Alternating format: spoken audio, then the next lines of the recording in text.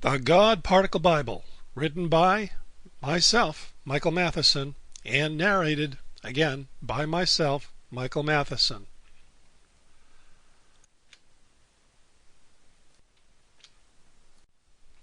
The God Particle Bible, Introduction.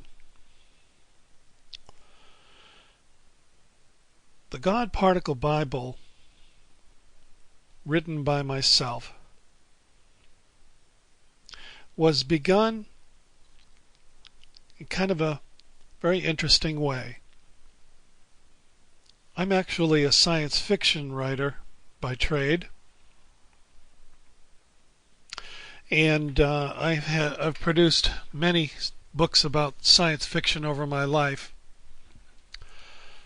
And a few years ago, when it became known to me that the scientific community was getting closer and closer to what they called the God particle, or the Higgs Boson, I started researching it, thinking that it might make the basis of another science fiction novel, and it did.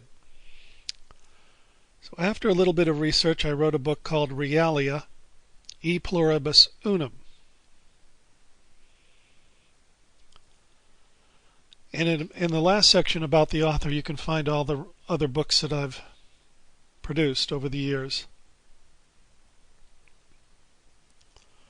And it was a very fascinating journey writing Realia e Pluribus Unum, because I found out that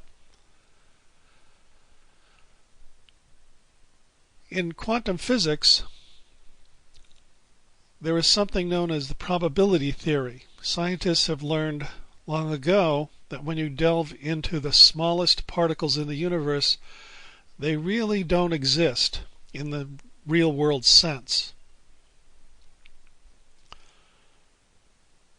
You either know the location of something or you know its momentum, but you can't know both.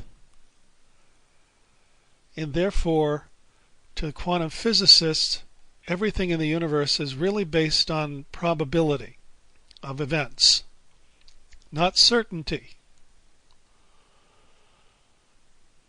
And so when I put the scientific knowledge that we have at the time together with the discovery of the God particle, it made for some very interesting plot twists. And in that story, we actually turn back time, and we get to redo a lot of things in history that make for a much more exciting future. All based on the God particle and the way that I have my main character manipulate it through a very unique software program. But when I finished that book, I was very dissatisfied because I felt that there was so much more to what the God particle is all about.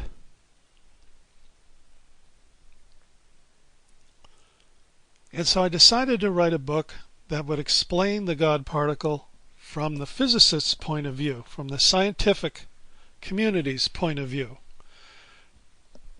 to make it available to the average person, because this knowledge is extremely complex and abstract when you get down to the nitty-gritty.